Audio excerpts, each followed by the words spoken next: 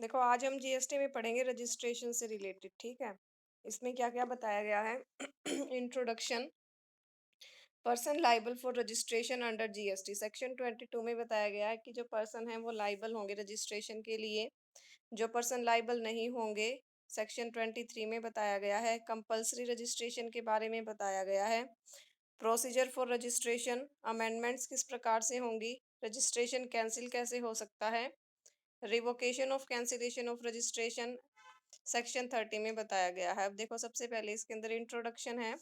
Introduction में क्या बता रहे हैं, सबसे पहले the registration aims at creating a special class of persons to collect tax and operate the system properly. Registration में देखो ये क्या बता रहे हैं कि जीएसटी के अंदर रजिस्ट्रेशन क्यों जरूरी होता है, क्योंकि इसके अंदर मान लो एक पर्सन सप्लाई कर रहा है गुड्स एंड सर्विसेज की, तो उसमें अगर उसे क्लेम करना है जीएसटी, जिसको भी वो सप्लाई कर रहा है उस पर्सन से, या फिर उसको आईटीसी क्लेम करना है, तो उसमें उसके लिए रजिस्ट्रेशन कराना ज़रूरी है, ठीक है।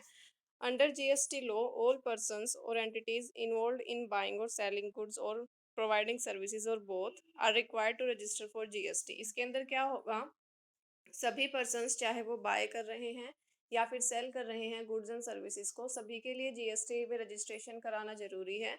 अगर वो यहाँ पर आईटीसी का फ़ायदा उठाना चाहते हैं या फिर जीएसटी को रिसीव करना चाहते हैं। जैसे मान लो एक सप्लायर है, वो किसी पर्सन को सप्लाई कर रहा है गुड्स एंड सर्विसेज, तो जो सेकंड पार्टी है उससे अगर उसको जीएसटी लेना है तो उसके लिए जो सप्लायर है उसका यहाँ पर रजिस्ट्रेशन होना जरूरी है, ठीक है। जो अनरजिस्टर्ड पर्सन है वो अलाउ नहीं कर सकता to collect GST from a customer, customer से वो जीएसटी को कलेक्ट नहीं कर पाएगा और इनपुट टैक्स क्रेडिट को क्लेम यहाँ पर नहीं कर पाएगा।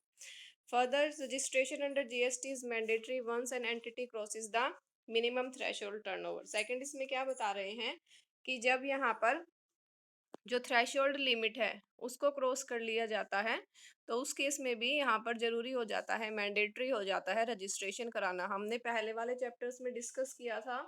यहाँ पर रजिस्ट्रेशन थ्रेशोल्ड लिमिट जो थी वो क्या थी, 20 लाख तो थी नॉर्मल जो स्टेट्स हैं इंडिया के अंदर, और 10 लाख थ्रेशोल्ड लिमिट थी यहाँ पर कुछ ऐसे स्टेट जैसे कि नॉर्थ ईस्टर्न और हिल स्टेट्स जो थे उनके लिए 10 लाख लिमिट्स यहाँ पर दी गई थी, ठीक है। तो देखो यहाँ पर सबसे पहले हमने क्या देखा है, registration under GST all persons involved in supply of goods and services और बोथ, उनको जरूरी है यहाँ पर रजिस्ट्रेशन कराना जिससे कि वो बेनिफिट्स ले सकते हैं रजिस्ट्रेशन के। सबसे पहले वो टैक्स कलेक्ट कर सकते हैं, इनपुट टैक्स क्रेडिट ले सकते हैं। सेकंड है इसमें इंटरस्टेट सेल्स अगर की जाती है तो उसके ऊपर किसी प्रकार की कोई रिस्ट्रिक्शंस नहीं होगी। अब इसमें बेनिफिट्स हमने देख लिए हैं कि क्या क्या बेनिफिट्स हो जाएंगे। सबसे पहले है collection of taxes, tax collect किया जा सकता है, पर्सन रजिस्टर्ड है जीएसटी के अंदर can collect taxes from customers and pass on the credit of the taxes paid to him, अपने जो भी टैक्सेस उसने पे करने हैं उनको पास कर सकता है। Take input tax credit, input tax credit लिया जा सकता है, आईटीसी का लाभ उठाया जा सकता है, ठीक है।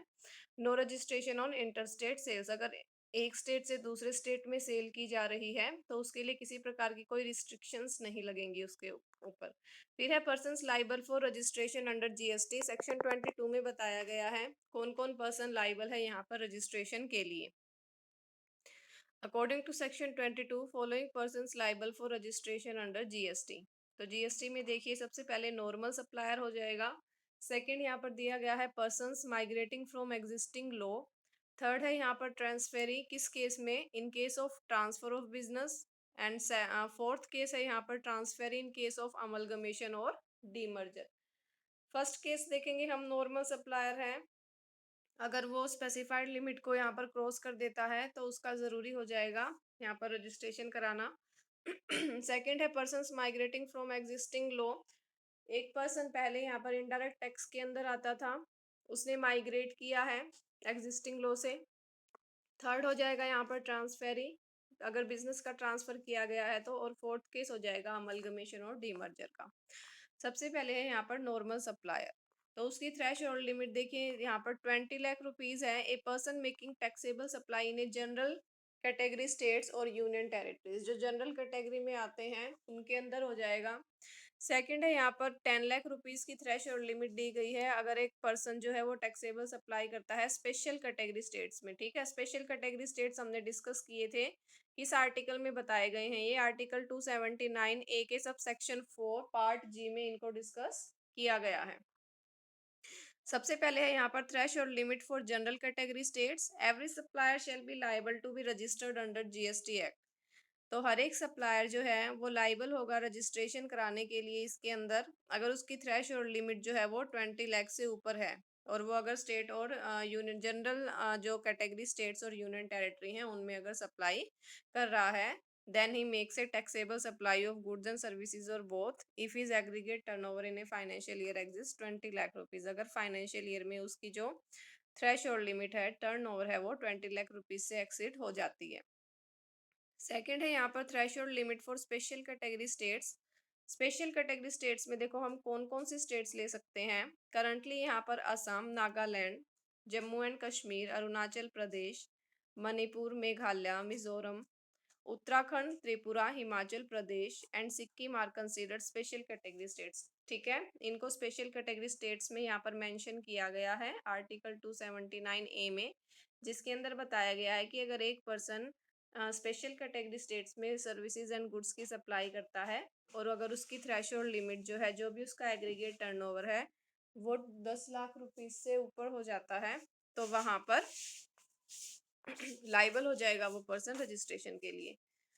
फिर है यहाँ पर देखो एग्जाम्पल के थ्रू बताया गया है, हम देख सकते हैं कि मान लीजिए अगर एक पर्सन है वो नॉर्मल स्टेट में कर रहा है, जैसे कि पहले उसकी टर्नओवर दिल्ली में है 5 लाख, यूपी में है 5 लाख, पंजाब में टर्नओवर है 5 लाख, हिमाचल प्रदेश में उसकी नहीं है।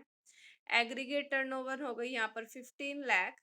अब देखो यहाँ पर हमने एचपी जो है वो पढ़ा था कि जो एचपी है वो स्पेशल कैटेगरी स्टेट्स में है। ठीक है, तो यहाँ पर तुम टोटल करोगे तो 15 लाख है, और यहाँ पर जनरल कैटेगरी स्टेट्स की लिमिट कितनी बताई गई थी, 20 लाख। तो यहाँ पर रजिस्ट्रेशन कराना जरूरी नहीं है क्योंकि यहाँ पर 15 लाख लिमिट है।